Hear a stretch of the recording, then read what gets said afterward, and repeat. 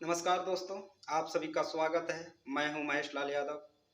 आज एक बहुत बड़ा दिल दहला देने वाला दुखद घटना घटित हुआ है।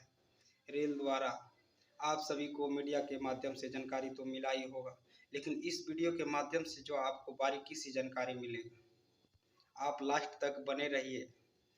लेकिन बात तो यह है कि आज तक इस तरह का खौफनाक मंजर देखने को जीवन में किसी को पहली बार ही मिला होगा। आप देखें और कमेंट बॉक्स में अपना राय दें। जो मरने वाला की संख्या है वो 250 पार कर गई है और घायल की संख्या 1000 से पार कर गई है। मरने वालों को भगवान अपने चरणों में स्थान दें और हम सभी भारत वासियों की ओर से बहुत भावपूर्ण श्रद्धांजलि अर्पित करता हूँ। जय श्री राम। कल शाम 7 बजे उड़ीसा के बालेश्वर डिस्ट्रिक्ट में एक भयंकर ट्रेन दुर्घटनाग्रस्त हुई है, जिसमें अब तक करीब 250 से ज़्यादा लोगों की जान चली गई है। लगभग 1200 से ज़्यादा लोग घायल हैं। इसका अभी ऑफिशियल फिगर आना बाकी है, लेकिन अंदाज़ा लगाया जा रहा है कि ये जो आप कैजुअलिटी देख रहे हैं इसकी संख्या बढ़ने वाली है, क्योंकि आप इस तस्वीर से अंदाज़ा लगा सकते हो ये ट्रेन इतनी ज़ोर से दुर्घटनाग्रस्त हुई है और इसमें 3 ट्रेन इन्वॉल्व है। अब आप ये समझने की कोशिश कीजिए कि आखिर ये ट्रेन दुर्घटनाग्रस्त हुआ कैसे। इसमें मानवीय भूल है या सिस्टम फेल्योर हो गया, या अब इसका जिम्मेदार कौन, इसकी जिम्मेदारी लेगा कौन। आप समझ सकते हो ये इतना बड़ा दुर्घटना होने के कारण जो इतने सारे लोगों की जान गई है उसके जिम्मेदार कौन होंगे। मैं आपको बता दूं 12841 शालीमार चेन्नई एक्सप्रेस, जो कि शालीमार से आके चेन्नई की ओर जा रही थी, और दूसरी ट्रेन हमारी Bangalore SMBT Sir M Visvesvaraya terminal से निकल के हावड़ा की ओर जा रही थी। दोनों पैसेंजर ट्रेन है, फुल्ली पैक्ड रहती है। इसमें जो लोग रहते हैं स्लीपर कोचेज में, इसकी अगर हालत देखोगे तो आप अगर 72 सीट है तो लगभग 150 से ज़्यादा लोग रहते हैं स्लीपर कोच में, क्योंकि वेटिंग वाले रहते हैं, और ये फुल्ली पैक्ड ही जाता है। कोरोमंडल एक्सप्रेस शालीमार चेन्नई कोरोमंडल एक्सप्रेस अपने फुल मैक्सिमम परमिसेबल स्पीड पे 130 kmph पे आ रही थी।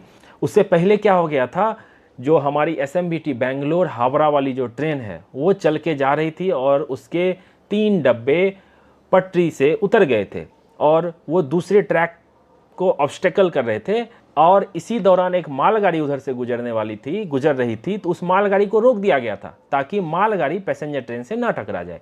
और उस दौरान हुआ क्या, अब मालगाड़ी रुकी है तो वो ब्लॉक सेक्शन, मैंने आपको पहले भी समझाया था, वो पूरा ब्लॉक हो गया और पीछे से कोरोमंडल एक्सप्रेस अपने फुल स्पीड से आ रही है। और ऐसा कहा जा रहा है कि सिग्नल रेड होने की बजाय सिस्टम फेल्योर हो गया। सिग्नल फेल्योर होने की वजह से लोको पायलट, उसके जो क्रू थे, असिस्टेंट लोको पायलट, उनको पता ही नहीं चला कि आगे ट्रैक पे एक मालगाड़ी है, क्योंकि ट्रेन जब 130 के स्पीड से चलती है तो आप अंदाज़ा लगा लो, ट्रेन अगर आप रोकने की इमरजेंसी ब्रेक भी लगाने की कोशिश करोगे तो कम से कम 1 किलोमीटर, कम से कम 800 से 1 किलोमीटर डिस्टेंस लेती है ट्रेन रुकने में।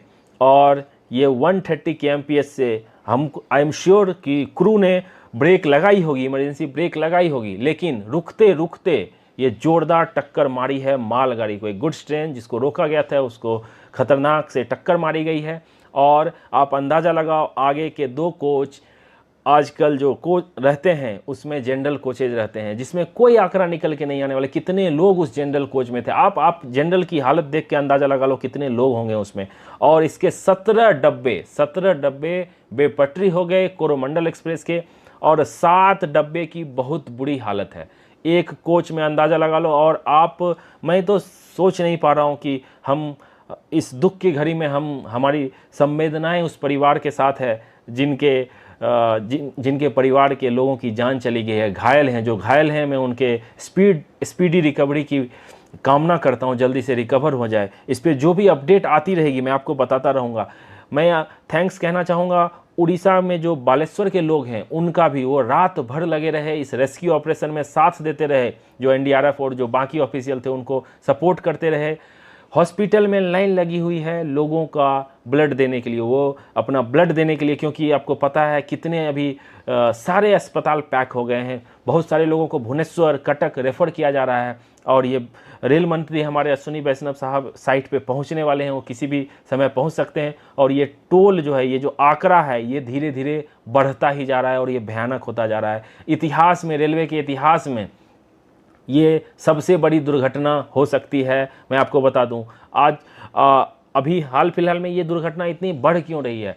अभी बात की जा रही थी जो कवच सिस्टम रहेगा, अगर कवच लगा रहेगा ट्रेन में तो आमने सामने अगर ट्रेन रही या एक ही ट्रैक पे रही तो अचानक उसमें ब्रेक लग जाएगी, डिस्टेंस पे ही ब्रेक लग जाएगी और कोई दुर्घटना नहीं हो सकता है। तो ये सिस्टम आने में अभी बहुत टाइम लगने वाला है। कुछ ट्रेनों में ये लगाया गया है, लेकिन इसको सारी जगह इंप्लीमेंट करने में बहुत टाइम लगने वाला है। एक अच्छी बात इसमें लोग कह रहे हैं, जो ये LHB वाली कोच थी जिसके कपलिंग सिस्टम काफ़ी अच्छे होते हैं, लेकिन फिर भी सोचो ये जो विजुअल देख के आप अंदाज़ा लगाओ कि कितना भयंकर घटना हुई है। हमारी SMBT हावड़ा वाली जो ट्रेन थी जो डिरेल होके थी, तो उसके साइड में भी साइड कोलाइड हो गई, क्योंकि मालगाड़ी में टक्कर मारी, उसके बाद ट्रेन बेपटरी हुई और साइड में वो ट्रेन भी थी उसमें जाके टकराई है।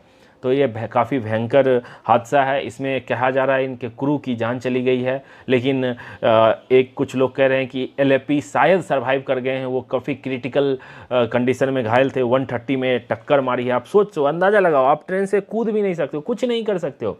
इसमें क्रू की जान गई है। इसमें रेलवे की लापरवाही मैं कह सकता हूँ, सिस्टम फेल्योर या जो भी हो, इसमें उच्च स्तरीय जांच बैठेगी। और मैं आपको बता दूं, जांच तो बैठती है, लेकिन जो इसका रिपोर्ट निकल के आता है वो नहीं पता चल पाता है पब्लिक को। मैं आपको जितनी भी हादसा हुई है, जितनी भी दुर्घटनाएं हुई है, मैं उसका रिपोर्ट निकाल के आपको सारे दुर्घटना का डिटेल बताने की कोशिश करूंगा आगे आने वाली वीडियो में। इसमें टाइम लगता है, रिसर्च लगता है और सही जानकारी देनी पड़ती है। ऐसा नहीं है कुछ भी बोल के मैं आपको बता दूंगा। जो एक्चुअल फैक्ट है, जो मुझे अभी तक जानकारी मिली है, मैं वही आपको देने की कोशिश करूंगा। हम आशा करते हैं जो घायल लोग हैं जल्द से जल्द रिकवर हो जाएं। इसमें हमारे प्रधानमंत्री नरेंद्र मोदी, राष्ट्रपति मुर्मू जी, सब ने दुख व्यक्त किया है, लेकिन दुख व्यक्त करने से कुछ नहीं, मुआवजा मिल जाएगा, लेकिन एक जान की कीमत कोई भी मुआवजा नहीं दे सकता है। जो लोग सोचो बेंगलोर से हावड़ा अपने घर को जा रहे होंगे, उनकी अभी जान चली। जो लोग शालीमार से आ रहे होंगे, चेन्नई की ओर जा रहे होंगे, अपने काम पे जा रहे होंगे, अपने घर जा रहे होंगे, रिलेटिव के पास